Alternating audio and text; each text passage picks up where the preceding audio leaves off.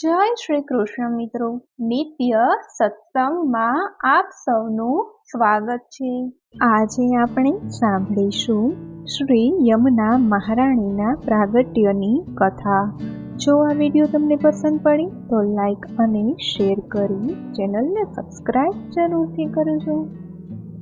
સનાતન ધર્મમાં ભગવાન શ્રી કૃષ્ણને પરમ પુરુષોત્તમ માનવામાં આવે છે।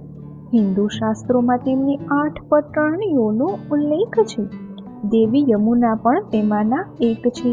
પુરાણો અનુસાર યમુનાજી ભગવાન સૂર્યના પુત્રી હોવાની સાથે યમરાજ અને શનિદેવના બહેન પણ છે। દ્વાપર યુગમાં દેવી યમુના ચૈત્ર મહિનાના શુક્લ પક્ષની છઠને દિવસે પ્રગટ્યા હતા। તેથી આ પવિત્ર તિથિ યમુના જયંતી તરીકે પ્રખ્યાત થઈ।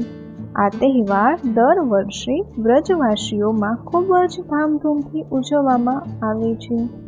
માર્કંડેય પુરાણ અનુસાર ગંગા અને યમુના સગી બહેનો છે। જેમ ગંગા ગંગોત્રી પાસે આવેલા ગોમુખમાંથી ઉદ્ભવ થયા, તેવી જ રીતે જ્યારે યમુનાજી પૃથ્વી પર આવ્યા ત્યારે તેમનો ઉદ્ભવ યમનોત્રી નજીક કાલિંદગીરી પર્વતથી થયું। દ્વાપર યુગમાં શ્રી કૃષ્ણ લીલા દરમિયાન સર્વેશ્વર શ્રી કૃષ્ણ અને યમુનાજીના પુનઃ મિલનની વાર્તાઓ કંઈક આવી છે। એકવાર શ્રી કૃષ્ણ અર્જુનને સાથે લઈને ફરવા ગયા।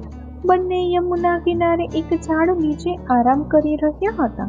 શ્રી કૃષ્ણને ધ્યાનમાં મગ્ન જોઈ અર્જુન યમુનાને કિનારે થોડી દૂર ચાલ્યા ગયા। ત્યારે તેમણે જોયું કે યમુના નદીની અંદર સોના અને રત્નોથી શણગારેલી ઇમારતમાં એક ખૂબ જ સુંદર સ્ત્રી ધ્યાન કરી રહી હતી। જ્યારે અર્જુને તેણીનો પરિચય પૂછ્યો ત્યારે તેમણીએ કહ્યું, હું કાલિંદી છું, સૂર્યદેવની પુત્રી। મને ભગવાન કૃષ્ણ પ્રત્યે અપાર આદર છે અને હું તેમને પ્રાપ્ત કરવા માટે તપસ્યા કરી રહી છું।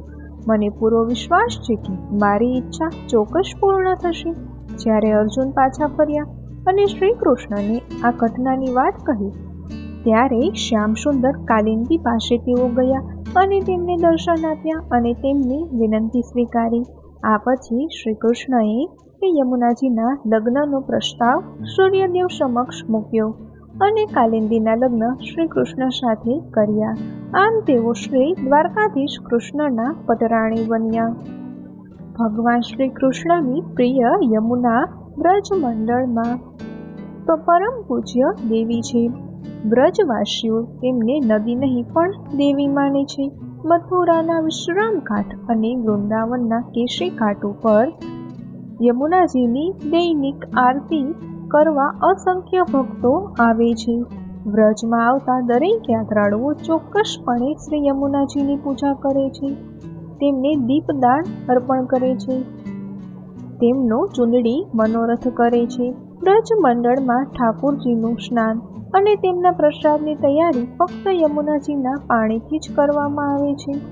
શ્રીનાથજીની મૂર્તિ જ્યારે વ્રજથી મેવાડ પહોંચી હતી ત્યારે તેમની સેવામાં પણ ફક્ત યમુનાજીના પાણીનો જ ઉપયોગ થાય છે। આજે પણ યમુનાજીનું પાણી સુરક્ષિત પાત્રોમાં ભરીને મથુરાથી શ્રીનાથ દ્વારા મોકલવામાં આવે છે। યમુનાજીનું વાહન કાચબો છે।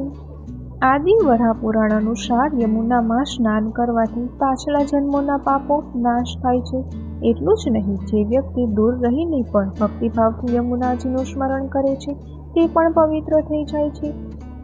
વિક્રમ સંવત 1548માં 13 વર્ષની ઉંમરે શ્રી મહાપ્રભુજી તેમના પ્રથમ પ્રવાસ દરમિયાન મથુરા પહોંચ્યા ત્યારે તેમણે યમુના નદીને કિનારે વિશ્રામ ઘાટ પર નિવાસ કર્યો। આ સમયે તેમણે શ્રી યમુનાષ્ટકની રચના કરી જે પૃથ્વી છંદમાં છે અને તેમાં શ્રી યમુનાજીના દિવ્ય વર્ણનનું વર્ણન કરે છે। યમુનાષ્ટકના પહેલા 8 શ્લોકોમાં શ્રી મહાપ્રભુજી શ્રી યમુનાજીની અષ્ટશક્તિઓ, તેમની દિવ્યતા અને અદ્ભુત મૂર્તિ અને તેમના દિવ્ય ગુણોનું વર્ણન કરે છે। શ્રી યમુનાજી સૂર્યદેવના પુત્રી છે। કાલિંદી પર્વત દ્વારા સ્વર્ગમાંથી પૃથ્વી પર આવવાનો તેમનો હેતુ તેમના ભક્તોને આશીર્વાદ આપવાનો છે। નદી તરીકેની તેમની શારીરિક સ્થિતિ પણ ખૂબ જ આકર્ષક અને મોહક છે। તેઓ એટલા દયાળુ છે કે તેમણે દુષ્ટ આત્માઓને પણ આશીર્વાદ આપ્યા છે. શ્રી યમુનાજીએ તેમના ભક્તોને અષ્ટશક્તિઓના આશીર્વાદ આપ્યા છે. જો કોઈ દુષ્ટ વ્યક્તિ તરસ છિપાવવા માટે શ્રી યમુના નદીનું પાણી પીવે છે તો તેમણે તે વ્યક્તિને પણ આશીર્વાદ આપ્યા છે. તેથી જ જો આપણે જ્ઞાન અને સમજણથી તેમની પ્રાર્થના કરીએ તો આપણે પણ તેઓ આશીર્વાદ આપે જ. શ્રી મહાપ્રભુજીના 84 વૈષ્ણવોમાંના એક ઉદાહરણ કિશોરીબાઈનું છે. કિશોરીબાઈ પૂર્ણ શ્રદ્ધાથી યમુનાષ્ટકમાંથી ફક્ત 2 પંક્તિઓના જાપ કરતા, છતાં પણ શ્રી યમુનાજીએ કિશોરીબાઈને બધા જ દિવ્ય ફળોના આશીર્વાદ આપ્યા હતા. શ્રી યમુના શ્રી શ્રીનાથજીનું ચોથું તત્વ છે. તેઓ શ્રીનાથજીના ચોથા સ્વામીની છે. રાધા શ્રી કૃષ્ણની પ્રથમ પ્રિય છે. રાધા તારાની વિરુદ્ધ છે. તારા તેના ત્રિગુણાત્મક પાત્રને કારણે ભગવાન શિવ પાસેથી શતક છીનવી લે છે. તેનાથી વિપરીત ભક્તિ અને સમર્પણની શક્તિથી રાધા આત્માને પરમાત્મા સાથે મિલન કરાવે છે. બીજી કૃષ્ણની પવિત્ર પ્રિય ગોપાંગ છે. કૃષ્ણની ત્રીજી પ્રિય અનન્ય પૂર્વા છે, જે ઋષિની પુત્રી છે, જેમણે કાત્યાયની વ્રત કર્યું હતું. યમુનાજી સૂર્યનારાયણના હૃદયમાંથી ઉદ્ભવી અને કાલિંદી પર્વત પર ઉતર્યા હતા. તેમણીએ ભક્તિભાવ પ્રાપ્ત કરવા માટે પૃથ્વી પર ઉડાન ભરી હતી. યમુનાજી એ ભક્તિ રસનું પ્રવાહી સ્વરૂપ છે. તેમના 3 સ્વરૂપો છે. યમુનાજી નદી તરીકે તેમના ભક્તિ સ્વરૂપમાં પાણીના પ્રવાહના રૂપમાં બિરાજે છે. ધાર્મિક રીતે તે મહાઆત્માએ પરમ સ્વરૂપ છે અને પૌરાણિક રીતે તેમણે ભગવાન કૃષ્ણ માટે પોતાના હાથમાં કમળની માળા ધારણ કરી છે.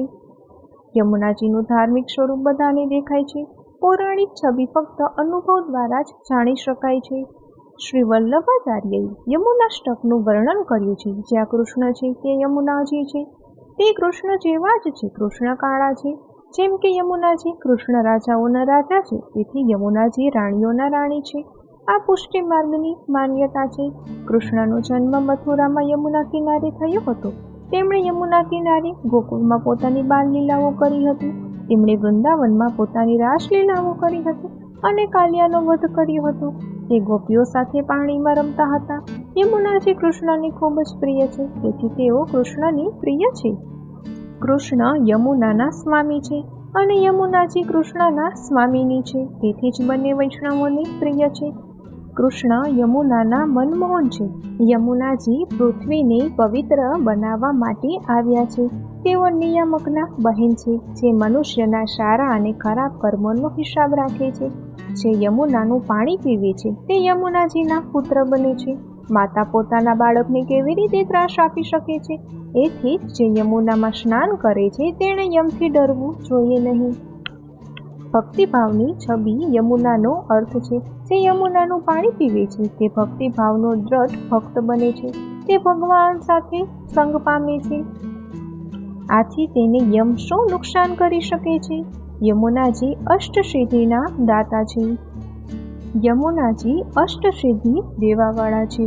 યમુનાજી મનુષ્યને આ યોગ્ય બનાવે છે કે તેઓ ભગવાનની ભક્તિ કરવા માટે શરીર પ્રાપ્ત કરે, ભગવાનની લીલાઓ જોવે, ભગવાનની લીલાઓ મહેસૂસ કરે, સર્વોત્તમ ભાવ સ્થિતિ પ્રાપ્ત કરે, ખરાબ સમયમાં પણ ભગવાનના આશીર્વાદ પ્રાપ્ત કરે, દિવ્ય દ્રષ્ટિ પ્રાપ્ત કરે, ઈશ્વરના આશીર્વાદમાં આનંદ ઉલ્લાસ મહેસૂસ કરે, ખરાબ સમયમાં પણ ઈશ્વરની ઉપસ્થિતિ મહેસૂસ કરે. તો મિત્રો, આ હતું શ્રી યમુના મહારાણીનું મહાત્મ્ય તથા તેમના પ્રાગટ્યની કથા. જો આ માહિતી તમને પસંદ પડી હોય તો વિડીયોને લાઈક અને શેર કરી ચેનલને સબસ્ક્રાઈબ જરૂરથી કરજો. જય શ્રી કૃષ્ણ.